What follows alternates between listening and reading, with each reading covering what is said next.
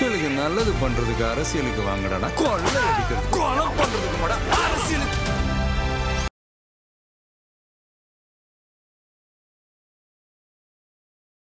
ரொம்ப ஸ்ட்ராங்காக ஒரு தலைவன் ஒரு ஸ்டேட்டில் நின்னாக்கா அந்த ஸ்டேட்டில் இருக்கக்கூடிய என்டையர் மக்களும் அவருக்காக வந்து களத்தில் நிற்கிறதுக்கு தயாராக இருக்கணும் அப்படின்னு ஒரு விஷயம் இருக்குல்ல. அது எந்த ஸ்டேட்டில் இருக்குனாக்கா தமிழ்நாட்டில் மட்டும்தான் இருக்கு. ஸோ இவருடைய இம்பேக்ட் வந்து மற்ற ஸ்டேட் எல்லாத்துலேயும் ரிஃப்ளெக்ட் ஆகுதும் பொழுது நீங்கள் நான் 29 சொல்லலை, பட் ஆனால் நெக்ஸ்ட் 5 இயர்ஸ் கழிச்சு பார்க்கும்போது டிவிக்கோட வளர்ச்சி ஒரு தேசிய கட்சியாக பல ஸ்டேட்டில் இருக்கும் பொழுது அடுத்த 29 கிடையாது, அதுக்கப்புறம் வரக்கூடிய இடத்துல வந்து பிஎம் கேண்டிடேட்டாக யார் இருப்பார் அப்படின்னு யோசிச்சு பார்க்கும்பொழுது நிச்சயமாக தளபதி விஜய் அங்கே வந்து இருப்பதற்கான வாய்ப்பு அதிகம். பெண்கள் தாவேகாவை ஆதரிக்கக்கூடிய பெண்கள் எல்லாத்தையும் விபச்சாரின்னு ஒரு வார்த்தையை பயன்படுத்திட்டு அதை மறுபடியும் கூப்பிட்டு பேசும்போது இன்னொரு சேனலில் ஆமாம் நான் என் ஸ்டாண்டில் உறுதியாக இருக்கேன்னு இல்லை, உறுதியாக இருக்கக்கூடிய இரும்பு கம்பிகளை பிடித்து கொண்டு சங்கர் சிம்மிக்கால் கட்டப்பட்ட ஜெயிலுக்குள்ள உட்காந்து என்ன கம்பி எண்ணுங்க. டிஜிபி அன்னைக்கு இருந்த டிஜிபி ஆமாங்க கம்ப்ளைண்ட் கொடுத்துருக்காங்க, எடுத்து ஓரமா வச்சிருக்கேன். அன்னைக்கு கம்ப்ளைண்ட் கொடுத்தவர் யாரு?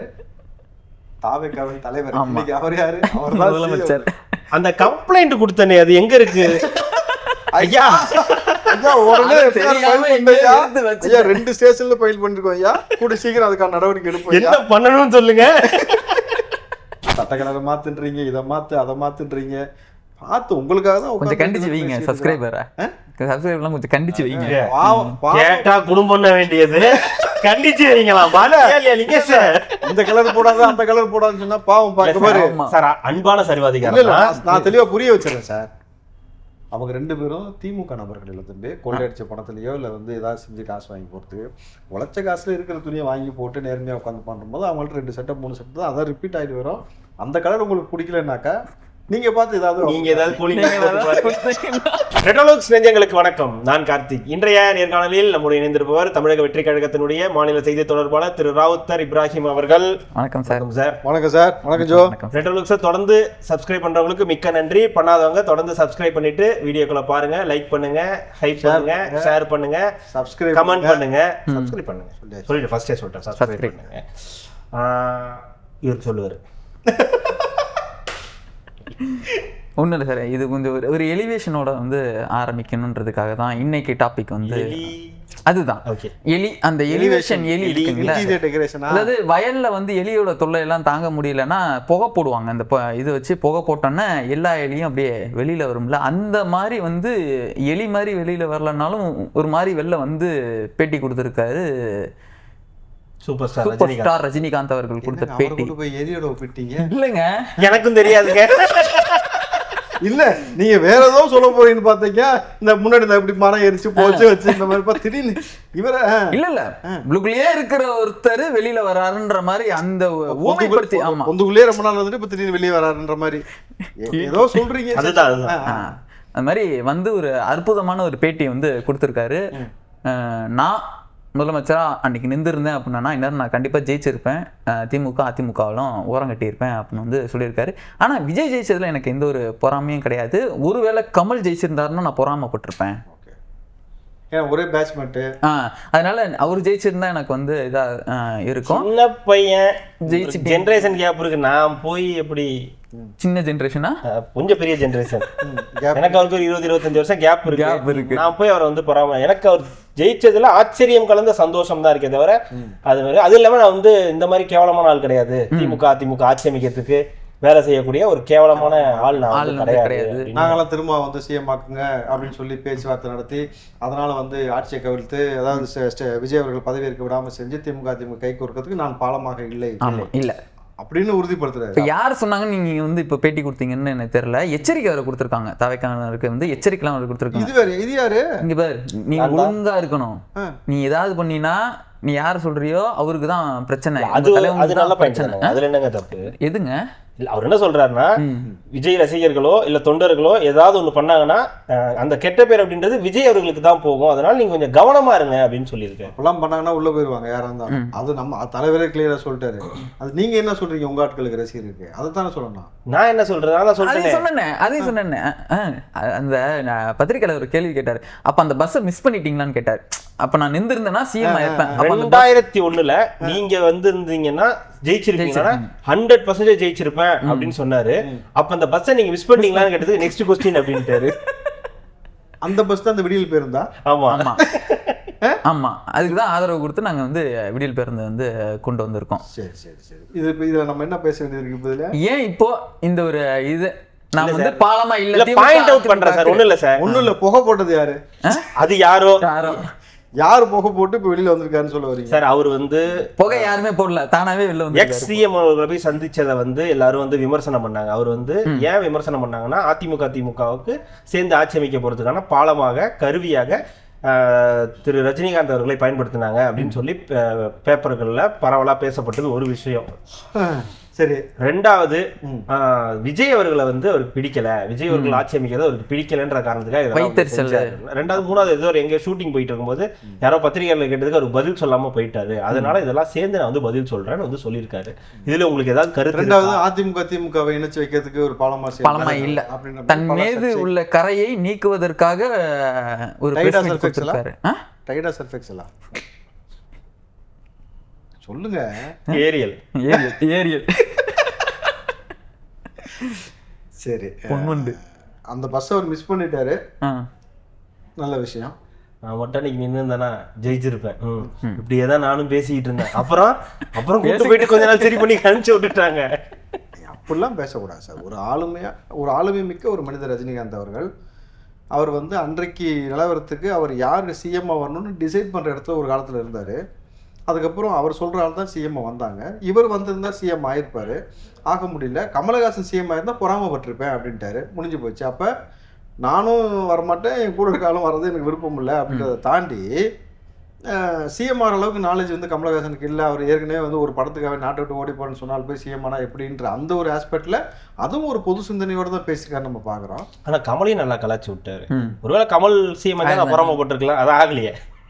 இல்லை அதான் அதெல்லாம் வந்து ஆகலையே தமிழ்நாட்டுல அதெல்லாம் வந்து நடக்கிற.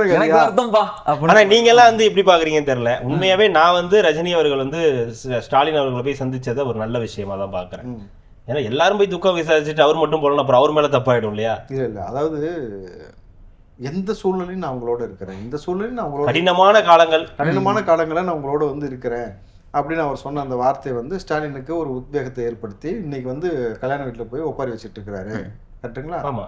ஸோ அப்படி இருக்கும்போது ஓகே, மகிழ்ச்சி. இப்போ தாவேக்கா ஜெயிச்சிருச்சு. இதே வயதான் முன்னாடியும் சொன்னது, திமுக அதிமுகன்னு பெரிய ரெண்டு ஜாம்பவான் இருக்குது, நமக்கு திரைத்துறை மட்டும்தான் பின்னணியில வச்சிருக்கோம், நம்ம வந்து எப்படி ஜெயிக்க போறோம். அதுதான் சொல்றாரு, ஆச்சரியம் கலந்த சந்தோஷம். ரெண்டாவது, இவ்வளவு பெரிய எதிரிகளை வச்சுக்கிட்டு பிஜேபின்னு ஒரு எதிரி, இங்க ரெண்டு மாபெரும் கட்சிகளை வச்சு ஜெயிச்சுட்டு எம்ஜிஆர் விட தாண்டி வந்துட்டாருன்னு சொல்லிட்டாரு. இதுக்கு மேல அவர்கிட்ட போய் நீங்க என்ன பேச சொல்றீங்க, என்ன கேட்க சொல்றீங்க? அவர் மட்டுமா சொன்னார்? எல்லாருமே சொல்லிட்டாங்க. பத்திரிகைக்காரங்கள் பேர்ல உட்காந்து பேசுற நபர் சொல்லியாச்சு. இது இங்க மட்டும் இல்ல சார், இங்க உள்ள நபர் சூப்பர் ஸ்டார் புலம்புறீங்களா, ஆந்திரால ஒரு ஆள் உட்காந்து புலம்பிட்டு இருக்காரு, தெரியுமா உங்களுக்கு? பவன் கல்யாண்.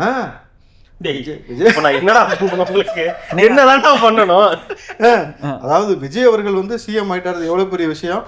அந்த மாதிரி யாருமே எனக்கு சப்போர்ட்டிவ் இல்லாம கூட இருக்கவெல்லாம் ஓடி போயிட்டான் அப்படின்னு புலம்பி. நீ எதுக்கு சரிப்பட்டு வர மாட்டேன், எதுக்குடா நீ எதுக்கு சரிப்பட்டு வர மாட்டேன்?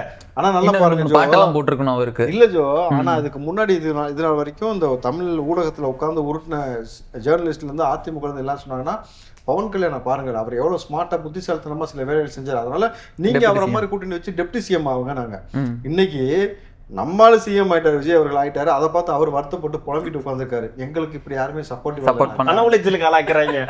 நீ ஏன் உன்னால ஏன் ஆக முடியல, ஏன் உன்னால ஒரு சிஎம் ஆக முடியல, தனியா ஏன் போய் கூட்டணி வைக்கிறேன்? எல்லாரும் விஜய் ஆக முடியுமா? ஆகிறேன். நான் படத்தை வேணா எடுத்து ரீமேக் பண்ணலாம்பா, என் படத்தை ஒரு ரீமேக் பண்ணலாம், அதே மாதிரி எப்படிப்பா பண்ண முடியும்? வாய்ப்பு இல்லை. இங்க சின்ன குழந்தைகள் இருந்து பெரியவங்க இருந்து அத்தனை பேரும் அவருக்காக சப்போர்ட்டிவா நிக்கிறோம்.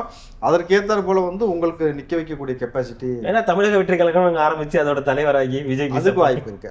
இப்ப நம்ம சொன்னோமே அதனால இல்லையே, தமிழக வெற்றி அங்க போகாது, கேரளா வெற்றி கழகம் மாதிரி அது வந்து ஆந்திரா வெற்றி கழகம். நம்ம சொன்ன மாதிரி சார், இப்ப பாருங்க கேரளால ஆரம்பிச்சிட்டாங்களா, அந்த மாதிரி சிரஞ்சீவி அவர்கள் வந்து டிவிகே உடைய ஒரு பிரான்ச் அங்க ஒரு ஓபன் பண்ணி, சாரி பவன் கல்யாண் வந்து அங்க ஓபன் பண்ணி அவர் வந்து நான் வந்து டிவிகே எடுத்து நான் நடத்துறேன் அப்படின்னாருனாக்கா அவருக்கான பெருவாரியான வாய்ப்பு இருக்கு. ஏன்னா இன்றைக்கு நம்ம பாருங்க, அப்ப அவரு கட்சி யாரு, பவன் கல்யாண் அவர் கட்சி, அவருக்கு என்ன கட்சி நடத்திட்டு இது என்ன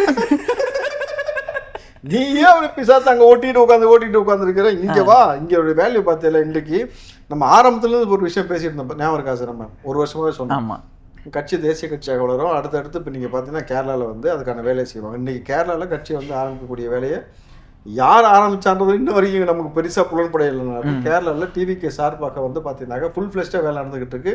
உறுப்பினர் சேர்க்கை செய்ய ஆரம்பிச்சிட்டாங்க.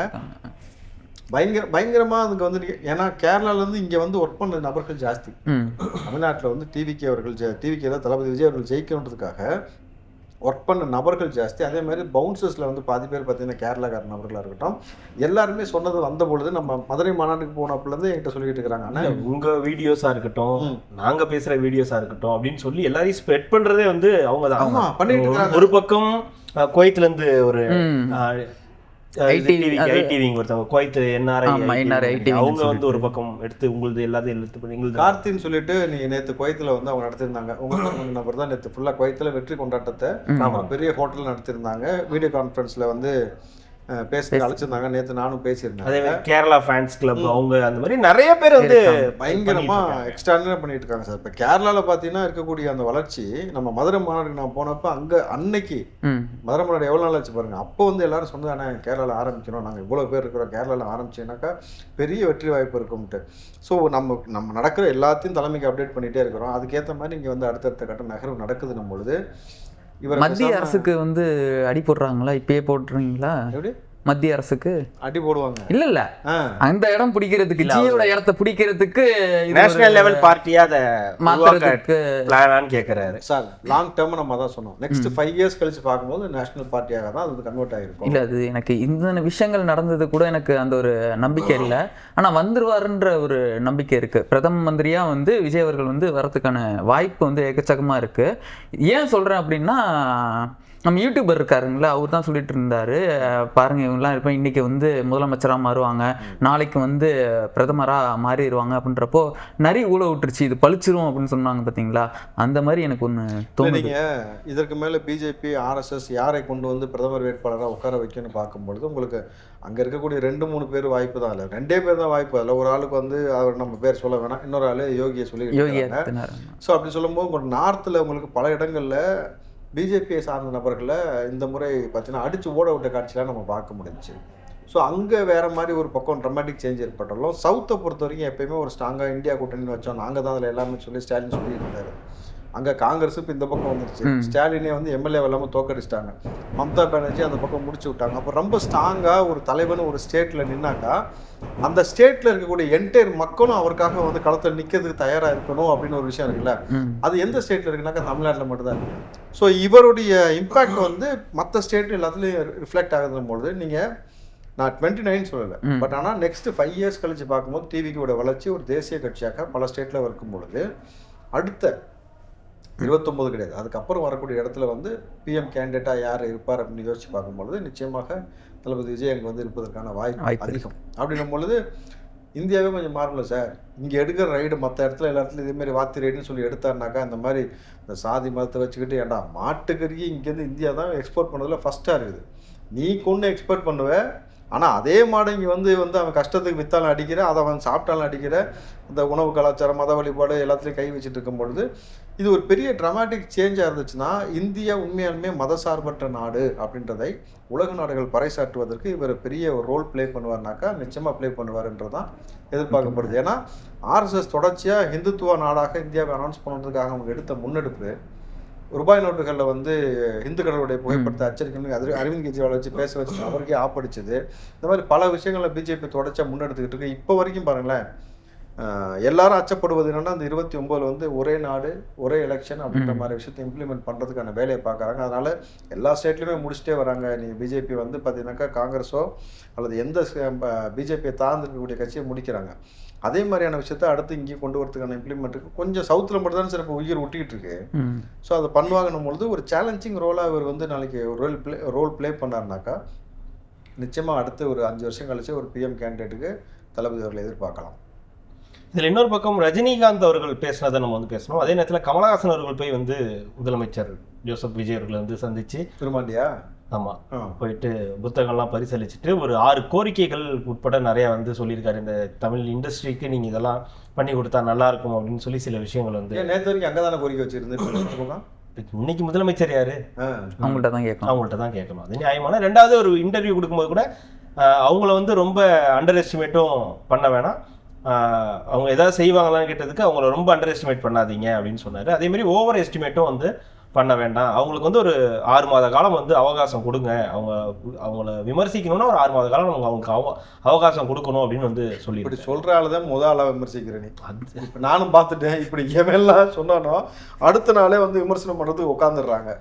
அது வேற. ஆரம்பிக்க போறேன்னு ஹிண்ட் கொடுத்துட்டு போறாங்க. நானும் பேச ஆரம்பிக்க போறேன். நீங்க அவரு திமுகவுடைய எம்பி சார், அவரு மக்கள் நீதி மையமா அந்த அதோட எம்பி அவர் கிடையாது, சொல்ல முடியாது. அப்படி அவருதுன்னு சொல்லுது திமுக எம்பி. திமுக எம்பி. அப்ப நாளைக்கு என்ன திமுக சொல்லுதோ ஸ்டாலின் என்ன சொல்றாரோ உடனே நாளைக்கு ஒரு ஸ்டேட்மெண்ட்டை மாத்தி பேசுவாரு. என்ன கோரிக்கை வச்சிருக்காரா? அது வச்சிருக்காரு, நிறைய இருக்கு, ஒரு 6-7 வச்சிருக்காரு. வச்சிருக்கிறத பத்தி நான் கேட்கல. அது யாரும் கேட்க முடியாது, அது எப்படி தருவாரு? ரகசியம் அது. அது எங்க ரகசியம்? என்ன கோரிக்கை தெரியல. வச்சிருந்தாரு. திரைப்படத்துறையில வந்து 50% ஏதோ வரி வந்து கம்மி பண்ணணும், இங்கேயே படம் எடுக்கிறவங்களுக்கு அது ஏதோ வரிகள்லாம் வந்து இது பண்ணணும் அப்படின்ற மாதிரி நிறைய விஷயங்கள் கொடுத்துரு. தமிழ் பெயர் வச்சா கலைஞர் சில அதெல்லாம் கொடுத்து எலிக்கை வரியெல்லாம் இல்லைன்ற அந்த மாதிரிலாம் கொடுத்துட்டு இருந்தார்ல. இல்லை, இப்போ நிறைய இன்னைக்கு கூட வந்து ப்ரொடியூசர் கவுன்சில்லாம் வந்து சந்திச்சுட்டு போயிருக்காங்க. தனஞ்சயன், SR பிரபு அவங்கெல்லாம் வந்து சந்திச்சுட்டு போயிருக்காங்க. கருணாஸ் அவர்கள் போயிருந்தாரு நடிகர் சங்கம் சார்பாக. கருணாஸ், நாசர், கார்த்தி இவங்கெல்லாம் வந்து போய் பார்த்துருந்தாங்க. ஸோ எல்லாருக்குமான முதலமைச்சராக இருக்கும்போது அதை போய் சந்திக்கிறதுல ஒன்றும் கிடையாது. சிவப்பு பூதத்தோடைய தொல்லை இருக்கக்கூடாது, எல்லாருமே வைக்க. அதுதான் வந்து பிரதான கோரிக்கை அதான். ஏன்னா சிறு படங்கள் வந்து தேட்டருக்கே வராம போயிருது, அதுக்கான ஸ்பேஸ் கொடுக்க மாட்டாங்க, அவங்க வந்து அடக்குமுறை பண்றாங்கன்றதான் சினிமா துறையில பல வருஷமா இருக்கக்கூடிய சிக்கலே தான். அந்த திமுக ஆட்சிக்கு வந்துட்டாலே வந்து பாத்தீங்கன்னாக்கா பெரும் பட்ஜெட் உள்ள படம் மட்டும் தான் வரும், அதுவும் அவங்களுக்கு வித்தா மட்டும் தான் படம் வரலாட்டி அதுக்கு நெருக்கடி ஏற்படுத்துறது. நீங்க ஜனநாயகம் கொடுத்திருந்த கமலஹாசன் வந்து 2 மாசத்துக்கு அப்புறம் தான் OTT-ல படம் வரணும், தியேட்டர்ல 2 மாசம் ஓடும், ஒரே மாசத்துல படம் வந்துருது, அதனால வந்து தியேட்டரோட அந்த இது கம்மியாயிடுதுன்றதுனால 2 மாசத்துக்கு அப்புறம் தான் படம் வரணும் OTT-ல அப்படின்ற மாதிரி சில விஷயங்கள்லாம் கொடுத்திருந்தாரு. ஸோ அதெல்லாம் சினிமா இண்டஸ்ட்ரியில இருக்கக்கூடிய கோரிக்கையை வந்து நீண்ட கால கோரிக்கை. இது வந்து அவருக்கே தெரிஞ்ச விஷயங்கள் தான். ஆமா, கேப்டன் விஜயகாந்த் அவர்கள் வந்து ஒரு புதுமையை வந்து புதுப்பிச்சாருனாக்கா எல்லாரும் ஒரே உணவு கொடுத்து அவங்கள சரிசமமா கொண்டு வந்ததுனா போல அந்த துறைக்கு இவ்வளவு வருஷம் அதில் இருந்திருக்கிறார் சார். நிச்சயமா அந்த துறை வந்து இது வரைக்கும் பார்க்காத ஒரு ட்ரமாட்டிக் சேஞ்சஸ் கண்டிப்பா அவர் செய்வார். அந்த துறை தானே அவருடைய ஆமா எல்லாமே அதுதானே. இது ஜனநாயகன் ரிலீஸ் பண்ணவங்க இது பண்ணிருங்க, குண்டாஸ் போட்டாங்களா? அது எப்படி போடுவீங்க? உங்க ஆட்சி வந்துருச்சுன்னா நீங்க ரிலீஸ் பண்ணவங்க எல்லாம் குண்டாஸ் போடுவீங்களா? ரொம்ப சர்வாதிகாரம் பண்றாங்க. ஓவர் சர்வாதிகாரம். அதான் இந்த இவர் மேல அரசியல் விமர்சகர் ஏதோ ஒன்று சொல்லிட்டாரு, பொன்ராஜ் சொல்லிட்டாரு. அதுக்காக உடனே அவர் மேல வந்து வழக்கு போடுறீங்க, உடனே ஆரம்பிச்சிட்டீங்க. பாத்தீங்களா, பழி வாங்குறீங்க, உடனே ரிவெஞ்ச், ஒரே வாரத்துல ரிவெஞ்ச். இல்ல சார், அப்ப வந்து கோட் ஆஃப் கான்டக்ட் இருந்துச்சு, இல்லாட்டி ரிவெஞ்ச் அப்பவே ஆரம்பிச்சிருக்கோம். புரியுதுங்களா? ஏன்டா நீ இருக்கக்கூடிய பெண்கள், தாவேகாவை ஆதரிக்கக்கூடிய பெண்கள் எல்லாத்தையும் விபச்சாரின்னு ஒரு வார்த்தையை பயன்படுத்திட்டு அதை மறுபடியும் கூப்பிட்டு பேசும்போது இன்னொரு சேனல்ல ஆமா நான் என் ஸ்டாண்ட உறுதியா இருக்கேன்னு இல்லை, உறுதியா இருக்கக்கூடிய இரும்பு கம்பிகளை பிடித்து கொண்டு சங்கர் சிமிட்டால் கட்டப்பட்ட ஜெயிலுக்குள்ள உட்காந்து என்ன கம்பி எண்ணுங்க. டிஜிபி அன்னைக்கு இருந்த டிஜிபி ஆமாங்க கம்ப்ளைண்ட் கொடுத்துருக்காங்க, எடுத்து ஓரமா வச்சிருக்கேன். அன்னைக்கு கம்ப்ளைண்ட் கொடுத்தவர் யாரு? தாவேகாவின் தலைவர். இன்னைக்கு அவர் யாரு? அவர் முதலமைச்சர். அந்த கம்ப்ளைண்ட் கொடுத்தனே அது எங்க இருக்கு? ஐயா உடனே 2 ஸ்டேஷன்ல ஃபைல் பண்ணிருக்கோம் ஐயா, கூட சீக்கிரம் அதுக்கான நடவடிக்கை எடுப்போம். என்ன பண்ணணும்னு சொல்லுங்க. சட்டம் தன் கடமையை செய்யணும், அவ்வளவுதான். ஏன்னா ரொம்ப சர்வசாதாரணமா இலக்காரமா பேசக்கூடிய இந்த துணி வந்து திமுக ஆட்சியில வந்து ரொம்ப வளர்த்து விட்டாங்க சார். பெண்களை ரொம்ப இழிவா பேசுறதா இருக்கட்டும், சர்வசாதாரணமா கை வைக்கிறதா இருக்கட்டும், இந்த சிஸ்டம் ஒழியணும்னாக்கா பொன்ராஜ்ல இருந்து தொடங்கட்டுமே. ஏன்னா அப்துல் கலாம் தானே கனவு காண சொன்னாரு. அது ஜெயில இருந்து காணக்கூடாதா?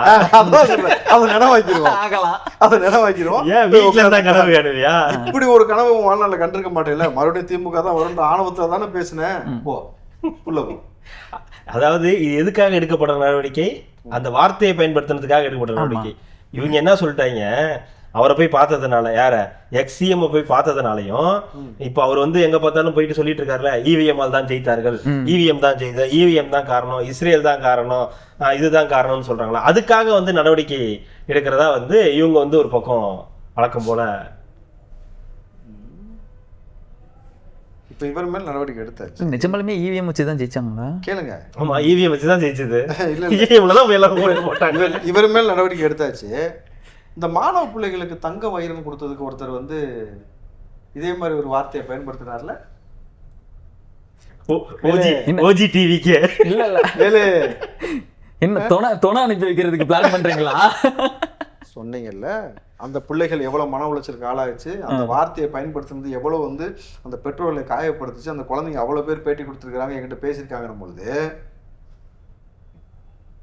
சனி போனோம் தனியா போகாதருவானுங்க, கேள்விப்பட்டீங்களா? அது போல வந்து அப்படி பார்த்தா கூண்டோட தான் போகணும் எல்லாருமே. இல்ல எல்லாரும் தான் கொஞ்சம் கொஞ்சம் பேச்சா பேசினாங்க. ஆனா இது வந்து படிச்சு இப்போ அந்த +2 பிள்ளைங்க 10th பிள்ளைங்களை வந்து இதுக்கு வந்து நீங்க கூட்டி கொடுக்கலாம் அப்படின்ற ஒரு வார்த்தையை அவர் பயன்படுத்திட்டு அதை நியாயப்படுத்தி தான் அவரும் பேசுனது. இவர் வந்து விபச்சாரின்னு பேசுனது. சட்டம் தன் கடமையை செய்யணும். சரி, எனக்கு ஒரு டவுட் சார். இது மாதிரி இப்போ இந்த +2 இது வந்து இப்பெல்லாம் தாவேக்கா தலைவராக கொடுத்துருக்காரு, இப்போ சிஎம் ஆயிட்டாரு. ஸோ இந்த 10வது 12வது படித்த அந்த பசங்க ஃபர்ஸ்ட் வரக்கூடியவங்களுக்கு அந்த கொடுப்பாரு இல்லையா பரிசு பொருள் ஊக்கத்தொகை, வாய்ப்பு இருக்கா? Certificate double dhamaka. சிஎம் ஆயிட்டாரு, அவ்வளவு வேலைகள் இருக்கும், தலைவராகவும் செய்வார். ஏன்னா இதெல்லாம் அந்த மேடையிலேயே எல்லாரும் பேசினாங்க, அடுத்த வருஷம் உங்கள்கிட்ட நாங்க சிஎம்மா வாங்கணும்னு ஆசைப்படுறோம், சிஎம்மா தான் வாங்குவோம்னு. அது இன்னைக்கு நிறைவேறிடுச்சு அப்படின்னும் போது இப்போ இருக்கக்கூடிய அந்த ஃபர்ஸ்ட் வந்திருக்கக்கூடிய அந்த ஸ்டூடெண்ட்ஸ் நிறைய பேருக்கு வந்து இப்ப இந்த ஒரு ஆர்வம் வந்திருக்கும்ல, அது கொடுத்துட்டேன் அப்போ கொடுத்தாரு, ரைட் ஓகே, அப்படியே கொடுத்தாலும் அவரு வருவாரான்ற ஒரு கேள்வி இருக்குல்ல. அரசு விழாவே எடுத்துருவாங்க, அவ்வளவுதான். அடித்தூள் சார். நிச்சயமா வந்து அதுலலாம் ஒரு செட் பேக்கே கிடையாது சார். இந்த முறை வாங்கக்கூடிய பிள்ளைகள் வந்து இன்னும் பயங்கர ஆர்வமா இருக்கும். அடுத்த முறை 10th +2 இருக்கக்கூடிய பிள்ளைகள் வந்து இன்னும் 5 வருஷம் ஆகல, இனி அடுத்தடுத்து எல்லாமே அவர் தான் நம்மளுது. இனி படிப்பின் மீதான ஆர்வம் அதிகமாகும். அதற்கான என்ன வழிவகை அரசாங்கம் செஞ்சுக்கிட்டோமோ செஞ்சு கொடுப்பாங்க. பட் என்டையரா அந்த மாதிரி ஒன் டே ஃபுல்லா கொடுக்க முடியுமா அப்படின்றது தான் இப்போ. ஏன்னா அவ்வளோ வேலையை பார்த்துக்கிட்டு இருக்கிறாரு பொழுது மேபி. ஆமா, போன வாட்டி மாதிரி 2 நாள் 3 நாள் டைம் எடுத்துக்கிறதுக்கும் டைம் இருக்குமா? ஒரே செட்டா எல்லாரையும் வந்து 2 நாள்ல கொடுப்பாரு. அது இப்ப முடியுமான்றது தெரியல அவருக்கு. ஆனா நிச்சயமா அதை தவிர்க்க மாட்டாரு. அவரோட இந்த ஒர்க்கோட கொடுக்க போறாரா, தலைவரா கொடுக்க போறாருன்றது மட்டும் தான். டிவிகே தலைவரா கொடுத்தாலும் சிஎம்ஆ கொடுத்தாலும் அவரால் ஃபுல் டே அதை பண்ண முடியுமா? ஏன்னா எல்லா பசங்களும் அவர்கிட்ட வாங்கணும்னு ஆசைப்படுவாங்க. கண்டிப்பா அதுக்காக தான் வந்து படிச்சும் இதெல்லாம் பண்ணிருப்பாங்க நிறைய பேர். அதுக்காகவே படிச்சு நாங்க வாங்கணும்ன்றதுக்காக. கவர்மெண்ட்ல ஒரு நாள் லீவு கிடையாதா? கவர்மெண்டே அவருதான் எடுத்துக்க மாட்டாரா? அதெல்லாம் எடுக்க மாட்டாரு. என்ன கோர்ட் சிஎம்ஆ வர போறாரு? நான் தான் மதியம் லஞ்சோட வரனே, என்கிட்ட ஏதாவது ஒரு சண்டே, அதாவது எனக்கு தெரிஞ்சு ஃபர்ஸ்ட் ஒரு சண்டே அப்புறம் இன்னொரு நாளைக்கு இன்னொரு சண்டே 2 பேட்சா வந்து வச்சு கொடுத்தாக்கா அதுக்கான பாசிபிலிட்டிஸ் அதிகமா இருக்கும்னு நினைக்கிறேன். தெரியல என்ன நடக்குதுன்னு பாப்பேன். ஏன்னா ரிசல்ட்ஸ் வந்துருச்சு. 10th ரிசல்ட் 20ஆம் தேதி வருது. ஆமா, ஜூன் 1 ஸ்கூல் ஆரம்பிச்சாங்க. கொஞ்சம் அந்த ஐயா அமைச்சர் ராஜ்மோகன் அவர்கள் வந்து ஒரு 5 தேதிக்கு அப்புறம் வச்சிருந்திருக்கலாம் இந்த ஸ்கூலை. அடிக்கிற வெயிலுக்கு பிள்ளைங்க பாவம் 1ஆம் தேதியே ஸ்கூலுக்கு போறதுன்றது சார் கடுப்பா இருக்கு சார். 1ஆம் தேதி எல்லாம் ஸ்கூல் போறதுக்கு என்ன சார்? நீங்க பிள்ளைங்களை படிக்க தான் ஆர்வப்படுத்தணும், லீவ் போட்டுருக்கிறதுக்கு படிக்க தான் சார். வெயில் என்ன சார்? ஒரு 5 தேதிக்கு வச்சா என்ன? இப்ப 5 தேதி லீவ் கொடுத்ததுக்கு அப்புறம் அப்படியே எங்களெல்லாம் விளையாட அனுப்ப விடுற மாதிரி அங்க போகணும். 15 நாள் ஸ்பெஷல் கோச்சிங் கிளாஸ் திருப்பி கூட்டு வந்துடுறீங்க. நீனோ வந்துகிட்டு இருக்கு. முடிஞ்சா டேட்டை மாத்தி வைங்க, ஏதாவது ரிக்வெஸ்டா வைப்போம். என்ன சொல்றது, அக்னி நட்சத்திரத்திலேயே வந்து வெயில் கொஞ்ச நாள் இல்லாம மழை மாறி வந்துச்சு சார். விடுங்க, சரியாக்கிடலாம். ஏதோ போங்க, ஏதோ சொல்றீங்க. யாருங்க போன முறை எவ்வளவு ஸ்கூல் மூடினாங்க? 207 ஸ்கூல் மூடி இருக்கு. அந்த ஸ்கூல் எல்லாத்தையும் திருப்பி வந்து ஓப்பன் பண்ணுறதுக்கான வேலையெல்லாம் பரிசீலனை பண்ணணும். மாணவர் பிள்ளைகள் அதிகமாக வந்து கவர்மெண்ட் ஸ்கூலில் படிக்கிறதுக்கான வழிவகை பண்ணணும். அதுகளுக்கான பாதுகாப்பு, பில்டிங் ஸ்ட்ரக்சரு, டீச்சர்ஸ் போகிறது, இதெல்லாம் மும்முரமாக இருக்கானும் பொழுது இனி கல்வியை முன்னிலைப்படுத்துவது தான் தமிழ்நாடு முதன்மை காட்டுமே தவிர மற்றதுக்கு வழிவகை இல்லைன்னும் பொழுது வரட்டும் பிள்ளைகள் சீக்கிரம். இந்த ஆட்சி வந்ததுக்கு அப்புறம் நிறைய மாற்றங்கள் அது மாதிரிலாம் வந்து சொல்றாங்க. இப்போ நிறைய வந்துருக்கு, டெய்லி பிரேக்கிங் நியூஸ் வருது. அதுல இப்போ வந்து 10 மணிக்குள் டாஸ்மாகை மூட உத்தரவு அப்படின்னு ஒன்று இருந்துச்சு. 10 மணிக்குள்ள தானே மூடுறாங்க. அதுல என்ன புதிய உத்தரவு பிறப்பிக்க வேண்டியிருக்கு கேள்வி. அபிஷியலா 10 மணிக்கு மூடணுன்றது தானே சார்? அது ஏன் திருப்பி அதை வலியுறுத்தி ஒரு உத்தரவுன்னு ஒண்ணு? சார் நான் நிறைய மாற்றங்களை பாக்குறேன் சார். தாவேக்கா ஆட்சிக்கு வந்ததுக்கு அப்புறம் நான் நிறைய மாற்றங்களை பாக்குறேன்.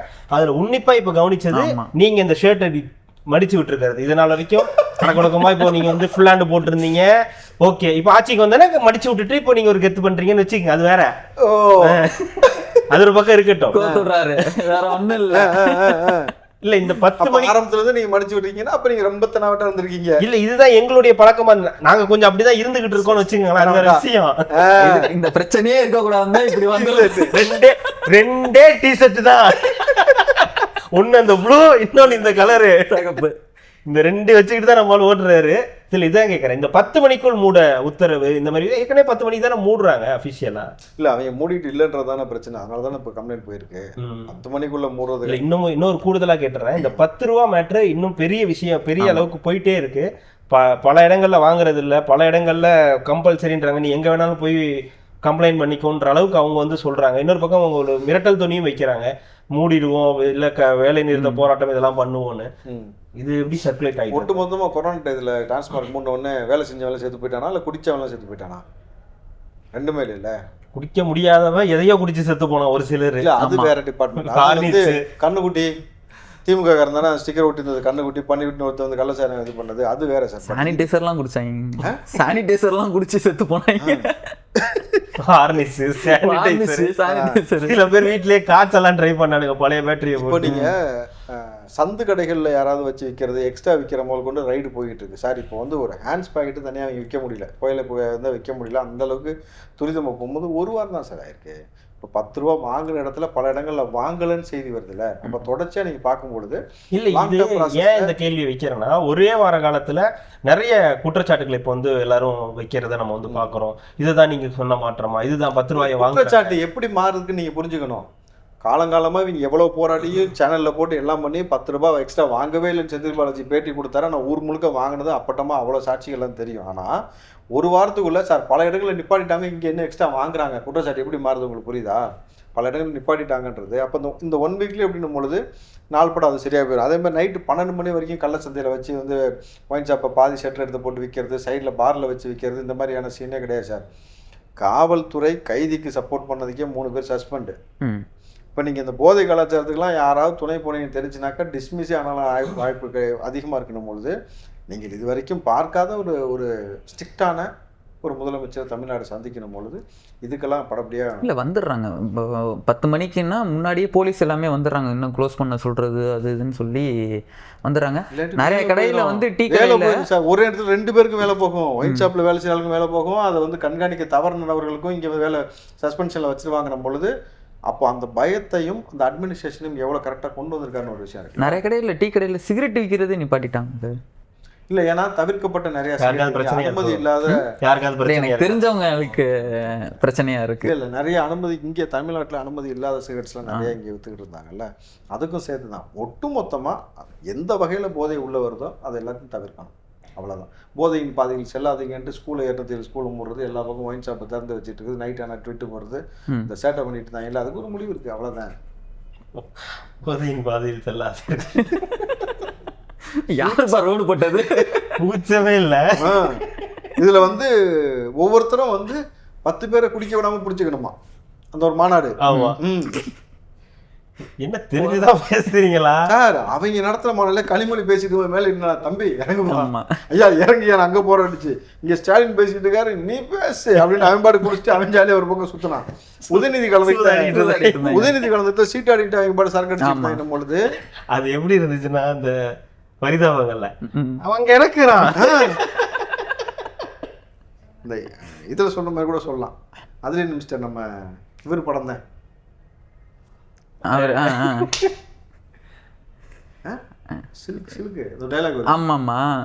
அவன் கிடக்குறான் மயிராண்டி அவனுக்கு என்ன தெரியுன்ற மாதிரி திமுக யாரு மாநாடு போட்டு என்ன செஞ்சாலும் அவன் கிடக்குறான் மயிராண்டி நீ போடுமா அப்படின்னு சொல்லிட்டு குடிச்சிட்டு விளையாண்டுட்டு இந்த காட்சியை பார்க்கும் பொழுது எவ்வளவு அவலமா இருந்துச்சுனாக்கா, இந்த சமூகம் கண்ணுக்கு முன்னாடி இப்படிதான் இருக்கு, இது யாருமே திருத்தாம அதை வந்து என்கரேஜ் பண்ற மாதிரியான விஷயத்தை தான் போன ஆட்சி கொடுத்தது. இன்னைக்கு பயப்படுறானுங்கல்ல, ஒரு சிகரெட் விற்க பயப்படுறான், ஒரு ஹேண்ட்ஸ் விற்கிறதுக்கு பயப்படுறான். இன்னைக்கு வந்து கள்ள சந்தையில வந்து போதைப் பொருள் எதுவுமே வராத அளவுக்கு பார்த்துக்கணும்னு சொல்லிட்டு பார்த்து காவல்துறையை வந்து முறைக்கிட்டு அதனால தான் நேரடியாக அவர் கட்டுப்பாட்டில் வச்சுட்டு என்ன சார் அவர் பாட்டு 9 மணிக்கு போய் உட்காந்துறாரு சார். இருக்கிற ஃபைல்லாம் பார்த்து அதிகாரி கூப்பிட்டு அடுத்தடுத்து வேலை நடக்கும் பொழுது நம்ம இது வரைக்கும் பார்க்காத ஒரு புதிய தமிழகத்தை நம்ம சந்திக்கிறது எப்படி இருக்குன்னா, இந்த ரெகுலரா ஸ்கூலுக்கு வருவாங்களா டீச்சர்ஸ், லீவு இவனுக்குலாம் லீவே எடுக்க தோணாதா, நீ எல்லாம் லீவே போட மாட்டியா, உனக்குலாம் எதுவுமே ஆகாத, வீட்டுல ஃபங்க்ஷன் எல்லாம் வைக்க மாட்டானுங்களா, யா அந்த 100% அட்டெண்டன்ஸ் ஒரு டிஃபன் பாக்ஸ் கொடுப்பாங்க, அதை வாங்குறதுக்குன்னே லீவ் போடாம வருவாங்க. அந்த டிஃபன் பாக்ஸை வாங்கிட்டு தான் அவர் சாப்பிட்டு எடுத்துட்டு வந்திருக்காரு. புரியுதா இல்லையா? 100% லீவ் போடாம அவர் அங்க உழைச்ச உழைப்பு சினிமாவில் உச்சம் பெற்று இன்னைக்கு வந்து இங்க வந்து அரசியலுக்கு வந்தாச்சு. அந்த டிஃபன் பாக்ஸ்ல லஞ்ச் கட்டிட்டு அழகா வந்துடுறாரு மதியானம். நீங்களே எடுத்துட்டு வரல லஞ்ச்? அப்ப எனக்கு லீவே இல்லையா சார் எங்களுக்கு? ஃப்ரெண்ட்ஸ் நீங்களா எடுத்துட்டு வரலையா லஞ்ச்? நாலந்து கொண்டு வந்துருங்க அப்படின்றாரு. அதுதான் நடக்க பழகிறோம். ஒரு சிஎம் உட்காந்துருக்காரு, அப்புறம் ஆட்டோமேட்டிக் அவர் டேபிள்ல உட்காந்து எக்ஸ்ட்ரா இந்த பிரேக் டைம்னு கூட கவர்மெண்ட் ஆஃபீஸ்ல எடுத்துட்டு 2 மணி நேரம் போயிட்டு வராங்கல்ல, அந்த சீனே இல்லாத மாதிரி நீ கவர்மெண்ட் ஆஃபீஸ்ல எல்லாமே இதே மாதிரி மாறும் பாருங்க. நீ எல்லா கவர்மெண்ட் ஆஃபீஸ்லயும் சிஎம்ஏ அவர் பாட்டு டேபிள் உட்காந்து சாப்பிட்டுட்டு கம்முட்டு இருக்காரு. நீ என்ன 2 மணி நேரம் சுத்தி போறீங்க? டிஃபன் பாக்ஸ் வாங்க தான். இல்ல இந்த மாதிரிலாம் இருந்துச்சுன்னா எனக்கெல்லாம் இந்த லஞ்ச் டைம்னு சொல்லும் போதுல எனக்கு முதல் ஞாபகம் வருது இந்த SBI பேங்க், இந்தியன் பேங்க் தான் எனக்கெல்லாம் ஞாபகம். லஞ்ச் டைம் 2 மணி நேரம் க்ளோஸ் பண்ணிட்டு சென்ட்ரல்ல போய் நீங்க எங்க கையை வைப்பீங்க? ரிசர்வ் இது ஸ்டேட் வருதா சென்ட்ரல் வருதாண்டே பாருங்க, மாறுதா இல்லையா? என்ன ஸ்டேட் வருதா சென்ட்ரல் வருதா? ஜஸ்ட் மிஸ்ல தான் வந்திருக்கீங்க ஸ்டேட் எல்லாம். நீங்க இன்னொருத்தருக்கு பெரிய வாய்ப்பு கிடைச்சது. யாருக்கு? அண்ணன் திருமாவளவன் அவர்களுக்கு.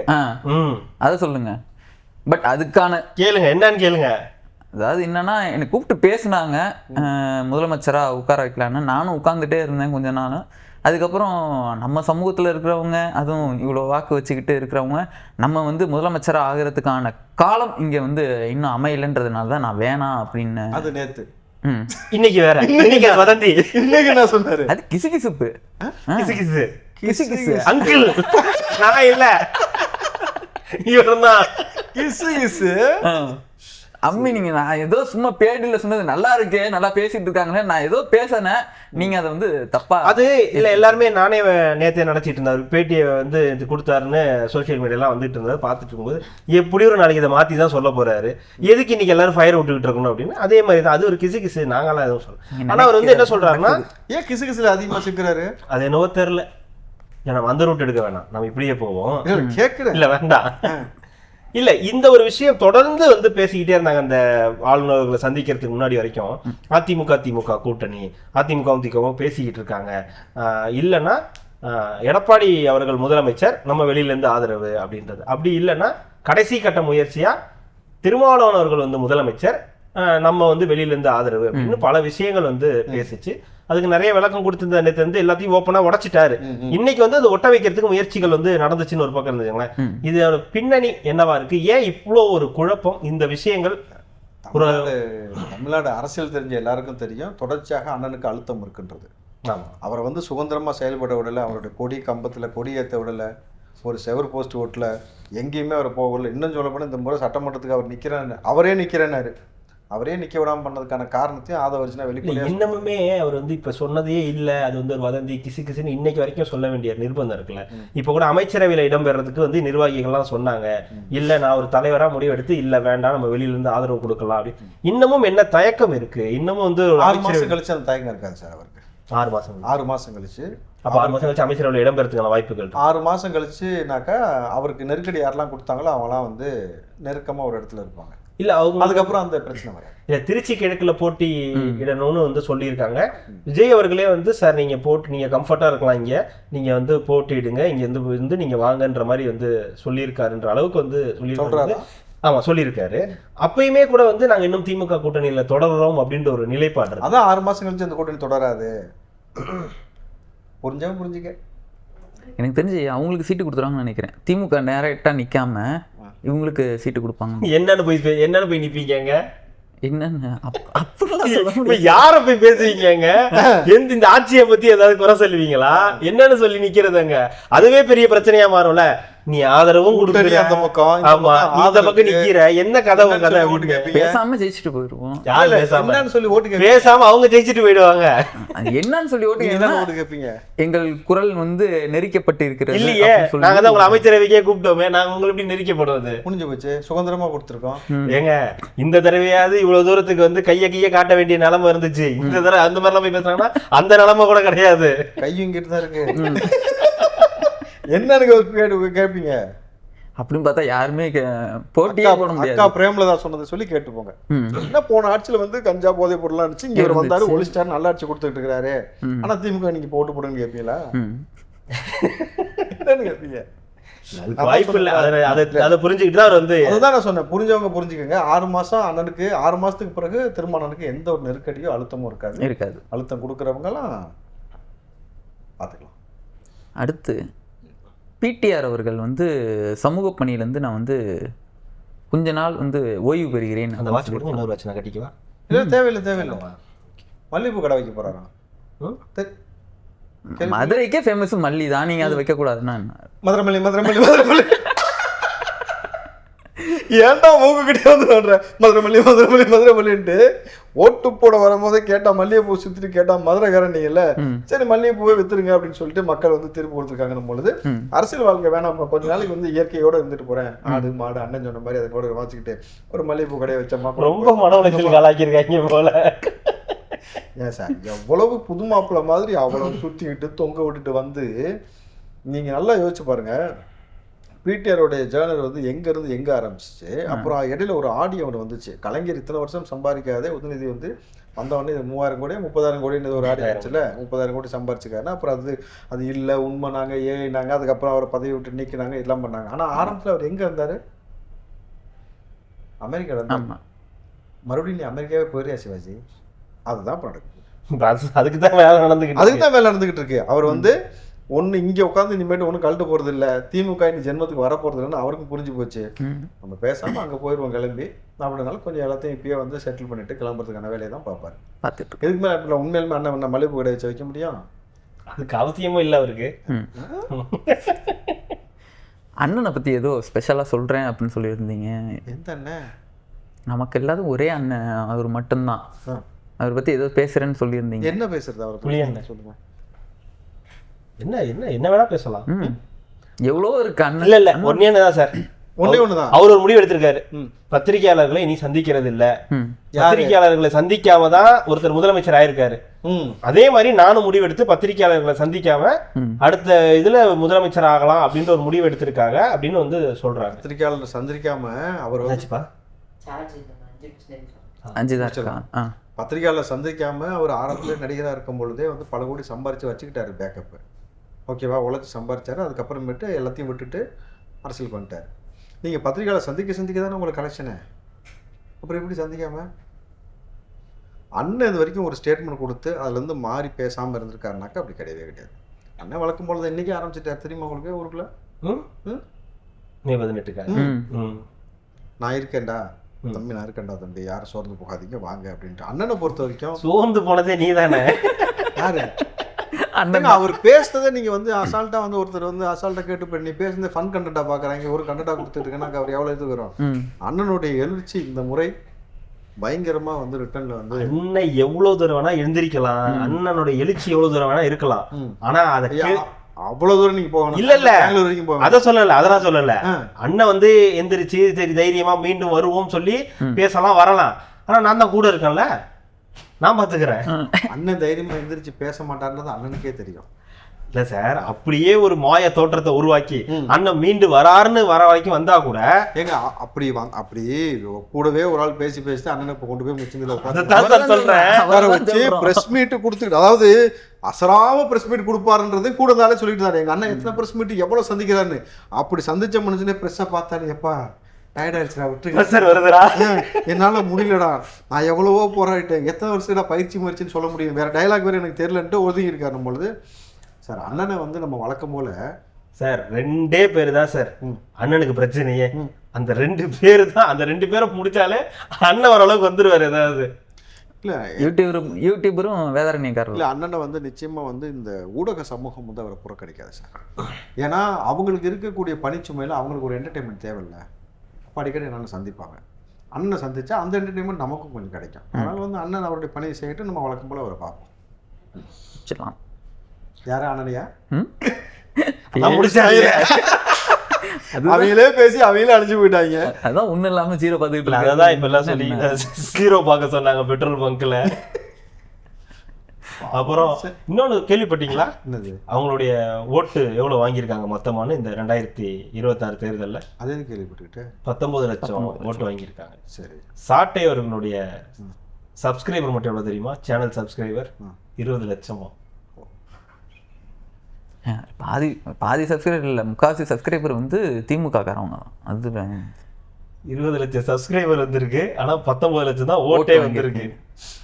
சார் இது நம்மளால ஏதாவது கொஞ்சம் அண்ணனுக்கு ஏதாவது உதவி செய்ய முடியுமா? நிறைய பண்ணியிருக்கோமே. அடிக்கிறதா நம்மளால ஏதாவது அண்ணன் நம்ம எவ்வளவு பண்ணியிருக்கோம். இல்ல அந்த உதவியை தொடர்ந்து நம்ம செய்வோம். அண்ணனுக்கு தொடர்ச்சி அந்த உதவியை செஞ்சு அண்ணன் வந்து ஊடகத்திட்ட வராம இருக்கலாம், ஆனா நாம அண்ணனுக்கு ஊடக வெளிச்சம் கொடுக்காம இருந்துடக்கூடாது. அதைத்தான் சொல்றோம். இப்ப நம்மளா பார்த்து ஏதாவது செய்யாட்டி அப்புறம் அண்ணன் எப்படி அப்புறம் ஃபுட் அதுக்கெல்லாம் ஆள் இருக்காங்க.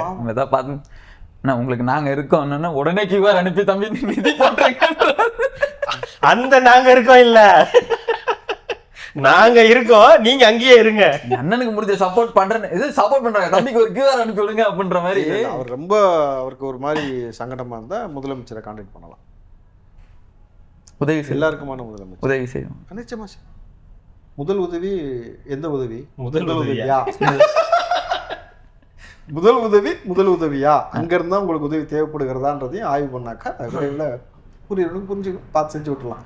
முதல்ல உங்க கட்சி ஒரு ஆய்வு பண்ணுங்க, அதுக்கப்புறம் வந்து வேற ஆய்வெல்லாம் பண்ணலாம். சரி சார், கண்டிப்பா ரொம்ப மகிழ்ச்சி. அடுத்தடுத்த நிகழ்வெல்லாம் இதே மாதிரி தொடர்ந்து பேசலாம். மிக்க மகிழ்ச்சி. சட்டங்கள் எல்லாம் மாற்ற சொல்றீங்களா? என்ன பிரச்சனை? இல்லை நான் கேட்குறேன், சட்டங்களை மாத்துன்றீங்க, இதை மாத்து அதை மாத்துன்றீங்க. பார்த்து உங்களுக்காக தான் கொஞ்சம் கண்டிச்சு வைங்க. சப்ஸ்கிரைபர் சப்ஸ்கிரைபர்லாம் கொஞ்சம் கண்டிச்சு வைங்க.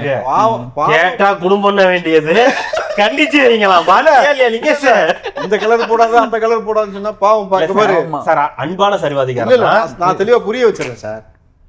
அவங்க 2 பேரும் திமுக நபர்கள் இல்லை, கொள்ளையடிச்ச பணத்திலயோ இல்லை வந்து ஏதாவது செஞ்சு காசு வாங்கி போட்டு உழைச்ச காசுல இருக்கிற துணியை வாங்கி போட்டு நேர்மையாக உட்காந்து பண்ணும்போது அவங்கள்ட்ட 2 செட்டப் 3 செட் தான் அதான் ரிப்பீட் ஆகிட்டு வரும்.